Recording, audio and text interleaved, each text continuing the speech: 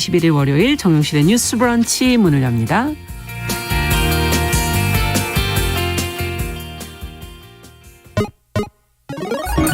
Ladies and gentlemen. 새로운 시각으로 세상을 봅니다. 정용실의 뉴스 브런치 뉴스픽.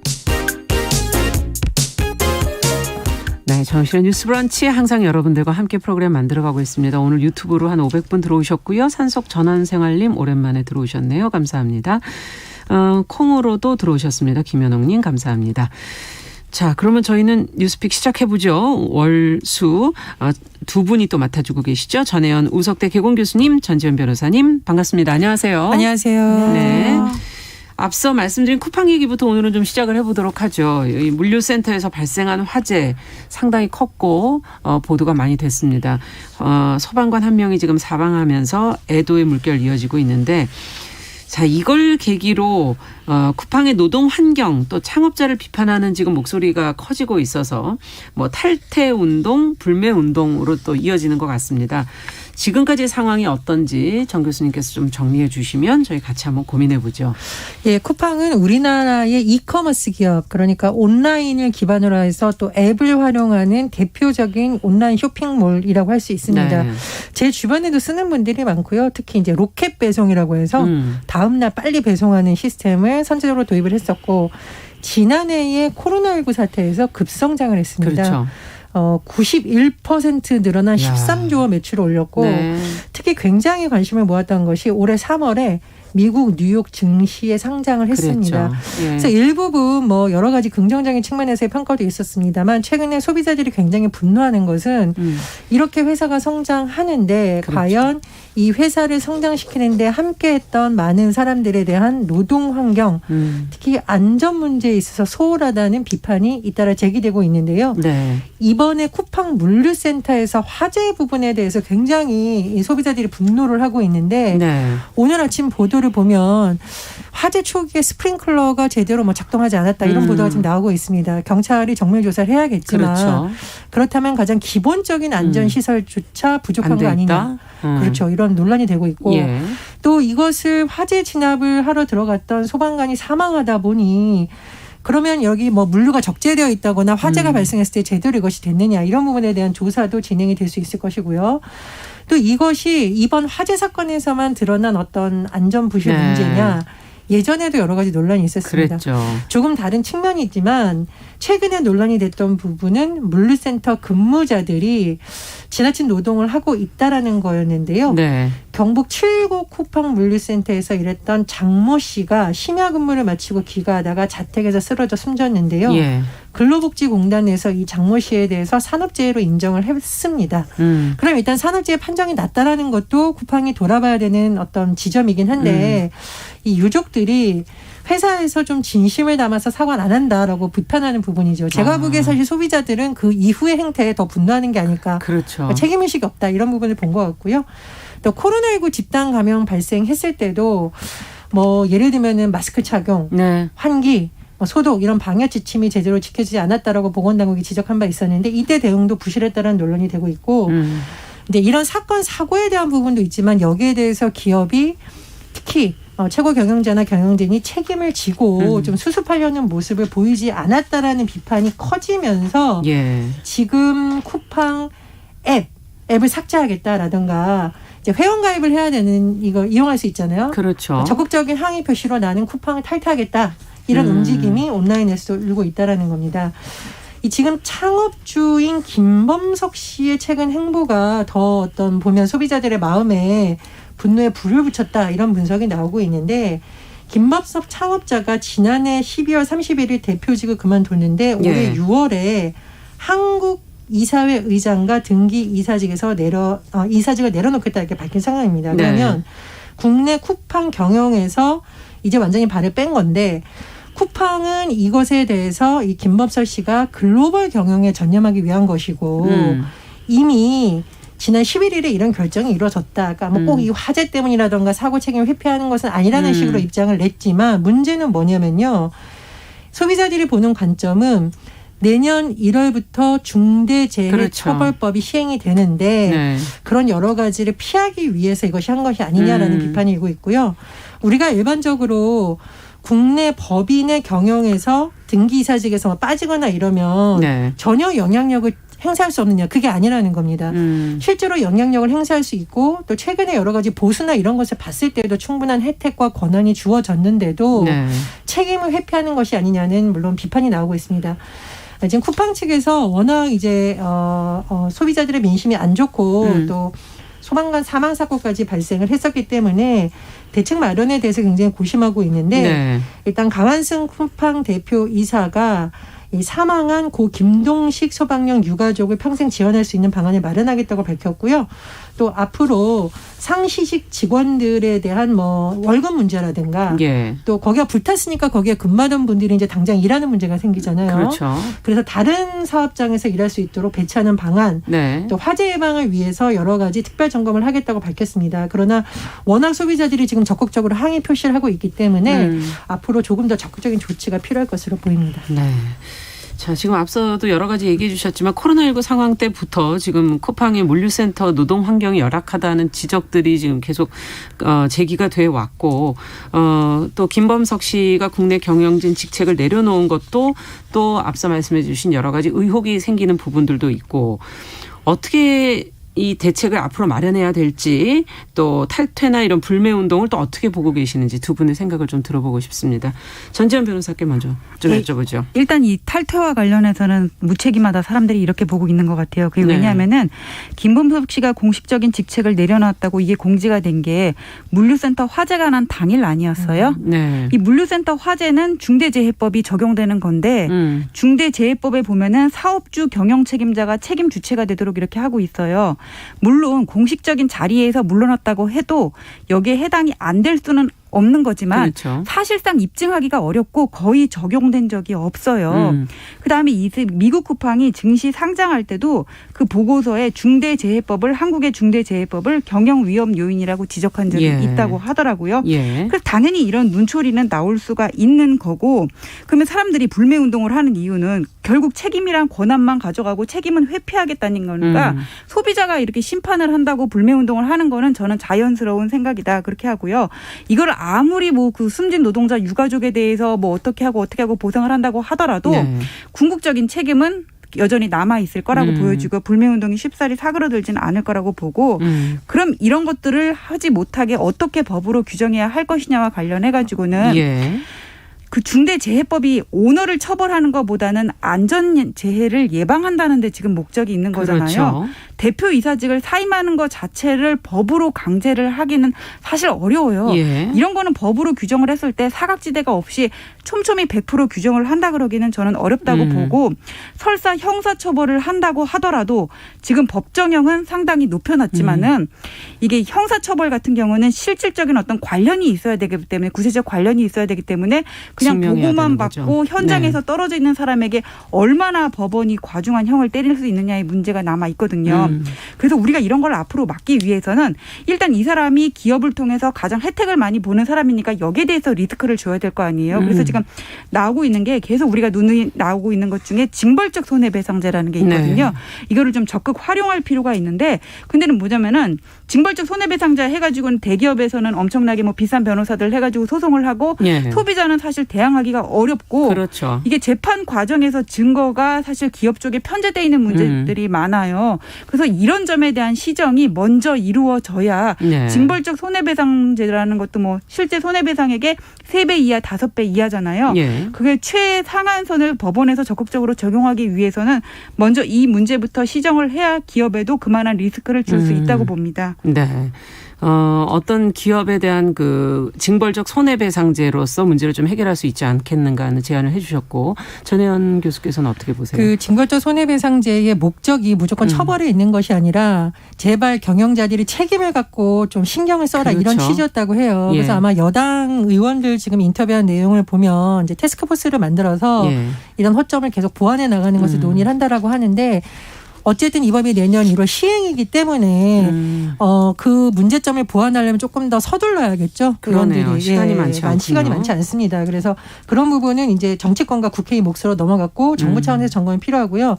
또 하나는 이 물류센터라는 것을 현장의 노동자들이 폭탄이다, 수류탄이다 부른다고 하잖아요. 예, 왜 그렇습니까? 화재가 났다 하면 여러 가지가 위험한 다 것들이 문제가 있고. 생긴다는 거죠. 그러니까 안전하게 지어진 건물이 아닌 경우도 많고 그 안에 가연성 물질을 쓰면 되도록이면 안 쓰게 하는데 값싸게 약간 임시직으로 짓다 보니까 가연성 물건이 폭발력을 갖는 경우도 있고 그리고 노동자들에 대한 안전교육이 철저하게 이루어져야 되는데 예. 사람이 없어 급하면 일용직 노동자를 투입하거나 소위 아르바이트생을 투입하면서 나오는 네. 문제라든가 여러 가지가 있다고 합니다. 그래서 그런 부분에 대해서는 사업주들이 책임을 갖고 좀 점검을 해야 된다고 봅니다. 그리고 예.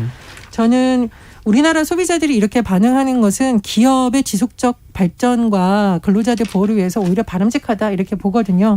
어떻게 보면 정치권이 못하는 역할을 소비자들이 나서고 있는 거죠. 그래서 쿠팡이 소비자들이 이렇게까지 분노하는 거 내가 불편하더라도 이 기업 활용하겠다라는 그렇죠. 이 민심을 네. 좀 잘 봐야 된다라고 봅니다. 그리고 마지막으로 요즘 이제 ESG 경영 많이 얘기하잖아요. 요즘에 최근에 예. 그렇죠. 이제 환경, 사회, 지배구조에 관한 건데 이게 단순히 보여주기식이 아니라 진짜로 되려면 사실은 그냥 무슨 이벤트로 어디랑 협약 맺었다, 기증했다 네. 이게 아니라 당장 본인들 회사에 근무하고 있는 노동자들이 그런 환경에서 일하고 있는지 들여다봐야 되거든요. 그래서 쿠팡이 계속 이런 문제로 지적을 받고 있는데 소방관까지 사망한 사건이기 그렇죠. 때문에 사후 조치로 할 것이 아니라 이번에 각종 사업장에 대한 안전 점검이라든가 근로자 환경 문제에 대해서 좀 심도 깊은 성찰이 필요하다고 봅니다. 네, 지금 이런 이커머스 비즈니스 쪽이 계속 커지면서 물류센터 규모도 계속 커지지 않을까 하는 그런 우려도 되고 앞으로 이 부분에 대한 안전의 부분에 대한 것은 좀 미리미리 좀 준비가 필요하지 않을까 하는 생각도 듭니다. 전지현 변호사께서도 또 좀 얘기를 해 주시죠. 저 이거 보면서 안 게 새로이 안 사실이 뭐냐면 김범석 씨가 미국 국적이더라고요. 예. 그래서 이게 그 공정거래위에서 보면은 자산 규모 5조 이상이면은 기업 집단의 총수로 지정을 하는데 예를 들면 정의선 씨라든지 이런 분들 다 지정이 됐는데 이분은 빠졌어요. 그러면 동일인으로 지정이 안 되면은 육촌인의 친인척과 거래 관계에 있을 때 이 거래 관계를 공정거래위원회 공시할 의무가 면제되거든요. 근데 이게 미국 국적이라고 하더라도 총수 예. 지정을 못하는 건 아닌데 당시 어떤 연유로 빠졌는지를 모르겠어요. 예. 그래서 이거는 지금 안전재해랑 직접적으로 연결이 되는 거는 아닌데 그렇죠. 이 문제를 보완할 수 있는 방법은 없는지 좀 찾아봐야 되겠고 그다음에 국회에서 태스크포스를 마련해가지고는 징벌적 손해배상제라든지 이런 것들의 보완을 요구하는 거는 긍정적으로 보여지는데 이게 예. 문제는 뭐냐면은 항상 법 제정할 때 이런 태스크포스 늘 있어 왔거든요. 그런데 예. 보면은 법에 보면 숭숭 구멍 뚫린 게 많고 어떤 정치적인 프레임에 갇혀가지고는 기본 상법상의 기본 원리를 무시한 것들이 사실 보여서 이번에는 설마 대표이사 사임 금지 이런 법이 나오지 않을까 조금 우려되는 면은 있어요. 예, 그렇군요. 앞으로도 저희가 이 사건이 끝나지 않았기 때문에 어떻게 후속 대책들을 마련해서 내놓을지 또 한번 지켜보면서 같이 얘기 나눠보도록 제가 한 하겠습니다. 말씀만 붙이면 제가 지금 이제 웃은 거는 이 사건을 결코 그렇게 한 것이 아니라 전지현 변호사님의 비유가 너무 적절해서 그렇다는 거 오해가 없도록 말씀을 드리고요. 저는 이 쿠팡이 이런 여러 가지에 있어서 초기부터 진심으로 사과하고 대응을 했다면 그렇죠. 소비자들이 이렇게까지는 분노하지 않았을 거라고 봅니다. 네. 그래서 법적인 것도 중요하지만 안전사고에 대응하는 기업의 태도가 사실은 많은 부분을 소비자들의 인식에 영향을 미치거든요. 그래서 이렇게 소비자들이 난리쳐야 사후 책임식으로 등 떠밀려서 하지 말고 미리. 아예 사고가 나지 않는 예방 시스템을 갖추는 것이 근본적인 대안이라고 봅니다. 네. 자, 다음 뉴스로 또 가보겠습니다. 국내 최초로 여성 운전자를 위한 전문 연수 과정을 개설했다고 홍보해온 그 연수 업체가 있는데요. 거기에 강사가 수강생들을 불법 촬영을 한 사실이 지금 드러나서 체포가 됐다고 합니다. 관련 내용을 무슨 일이 벌어진 것인지 전지현 변호사께서 좀 정리해 주시면 같이 한번 들여다보죠. 예, 이게 여성 전문 운전 연수업체 소속의 강사가 네. 벌인 일이었는데 여성분들도 그렇고 남성분들도 그렇고 운전 연수 많이 받아보셨을 거예요. 그럼요. 저 운전 진짜 못하고 기계치거든요. 그래서 네. 연수를 되게 많이 받았었는데 그때는 설마 이런 일이 있었을 거라고 생각을 안 해요. 근데 이 사건 같은 경우에는 그 운전 연수를 받을 때 강사가 집 앞으로 몰고 오는 차는 이 사람들이 연수를 받는 단계이기 때문에 네. 조수석에도 이렇게 브레이크가 달려 있단 말입니다. 그렇죠. 그러니까 내 차를 가지고 연수를 하는 게 아니라 강사가 가지고 온 차를 가지고 연수를 해야 되는데 이 사람이 못된 짓을 했어요. 어떤 못된 짓을 했냐면은 그 운전석 밑에 초소형 몰래카메라를 설치를 한 겁니다. 그럼 이 여성이 바지를 입고 있으면 모르겠는데 스커트를 입고 있으면 그게 롱 스커트면 모르는데 운전 초보일 때 롱을 입지는 않았을 것 같아요. 무릎 위로 뭐 올라오는 게 그걸 입었을 수도 있는데 그러면은 이게 다리를 이렇게 들고 올리고 할 때마다 속이 다 보인단 말이에요. 그러면서 이거를 그 영상을 통해 가지고는 매일매일 이걸 영상을 한 다음에 집에 가서 혼자 봤단 말이에요. 혼자 봤으면 또 사건이 이렇게까지 커지지는 않았을 텐데 이 사람이 또 이거를 여기저기 공유를 했어요. 그럼 이게 성폭법에다가 촬영한 것도 문제인데 유포를 했으니까는 이거 죄질이 엄청나게 커지는 그렇군요. 거고요. 또 이 수강을 하면서 자기가 이게 강의를 하면서 어떤 수강생과 연인 관계로 발전을 하게 됐는데 이 성관계 영상까지 몰래 찍어서 유포를 했다고 하거든요. 이게 그냥 촬영만 한 거랑 그다음에 유포까지 한 거랑은 죄질이 상당히 달라져서 이게 법익 침해가 크다고 해서 이게 실형까지도 나올 수 있는 사안이거든요. 그래서 이 사람 지금 구속영장 청구됐다고 하고 자택 압수 이루어졌다고 합니다. 네. 밝혀지게 된 계기도 그 사귀었던 그 여성분 때문에 알게 된 거군요. 이 예. 내용을. 여성 전문이라고 일부러 또 찾아가신 분들도 분명히 있을 것 같다는 생각도 들고 왠지 더 불안해지기도 하고 배신감이 들기도 하고 어떻게 개선해야 될지 처벌도 중요하지만은 과연 이런 것을 어떻게 예방할 수 있을지도 좀 궁금하기도 하고요. 두 분의 생각 좀 들어보고 싶습니다. 그 디지털 네. 성범죄라는 것이 굉장히 복잡다단한 형태를 띠고 있는데요. 사전 조치와 사후 조치를 좀 구분해서 예. 해보겠습니다. 사전 조치라는 것은 뭐냐면 디지털 성범죄에 대한 청소년 인식을 여러 가지 실태 조사를 해보면 범죄라고 생각하는 경우가 그렇게 많지 않다고 해요. 왜냐하면 이 몰래카메라가 장난이다. 그리고 어릴 때부터 디지털 기기를 통해서 워낙 각종 영상을 보다 보니까 이것을 일종의 오락물로 생각하는 문화가 있다고 하거든요. 네. 그래서 굳이 사전 조치를 그래도 찾자면 이 디지털 문화에서의 윤리성에 대한 교육 필요성은 지금 계속 제기되고 있거든요. 뭐 아이들이 불법 영상물을 다운받아서 서로 재미로 그걸 뭐 우정의 표시처럼 공유를 한다거나 같은 반에 하구를 몰래 촬영해서 한다거나 이런 현상이 계속 지금 적발되고 예. 있거든요.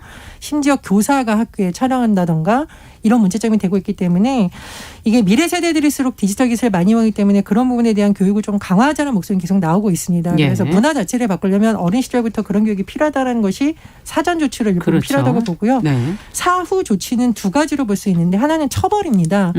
지금 보면은 뭐 지금 기소율이라던가 여러 가지 처벌 보면 너무 심각한 수준이라는 지적 계속 나오고 있거든요. 그래서 이 처벌을 강화하는 것도 하나 방법인 거고 두 번째로의 사후 조치 중에 하나 가장 저는 중요한 건데 피해자 보호 조치예요. 네. 피해자들이 일단 가장 원하는 것은 본인의 얼굴이나 신체가 드러난 동영상을 그렇죠. 빨리 삭제하는 건데 예.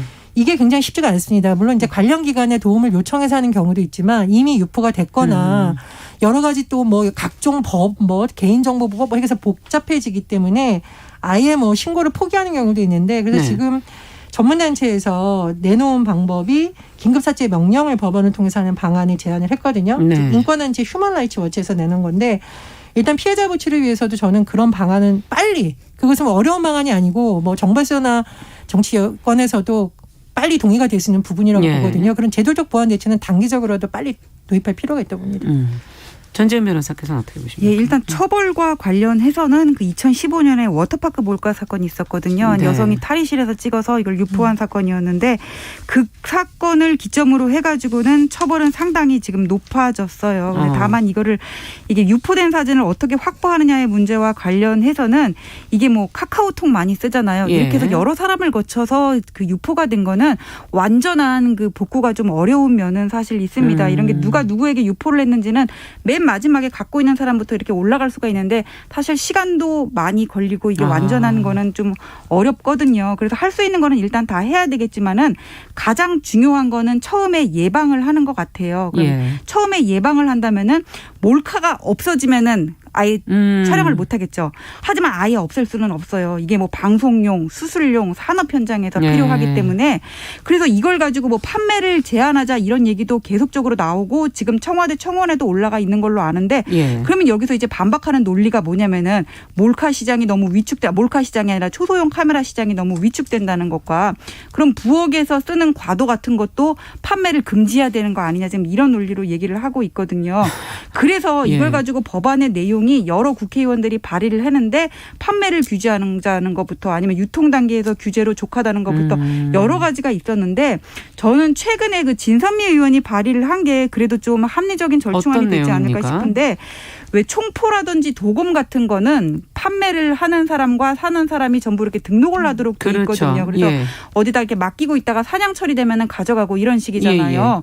이걸 초소형 카메라를 어디다 맡기게는 할 수 없지만 지금처럼 온라인에서 버젓이 유통이 되는 것을 막기 위해서는 좀 초소형 카메라 같은 경우에 뭐 수술용이나 산업 현장은 따로 사갈 거 아니에요. 그렇죠. 그래서 일반인이 이렇게 개인이 살 수 있는 거는 등록제를 통해 가지고는 네. 그 유통 경로를 좀 추적을 할 수 아. 있게끔 그렇게 하는 것이 그래도 나은 방법이 아닐까 좀 그런 생각이 듭니다. 네, 근본적으로 이 초소형 카메라의 사용을 어느 정도는 조금 알고 있거나 확인할 수 있게끔 예. 네, 등록제로 해보는 건 어떨까? 또 더 의견 있으십니까? 그 국제인권단체에서 한국 정부가 위원회 네. 이 안을 전문적으로 다루는 위원회를 만들어라 이렇게 제안을 했는데요.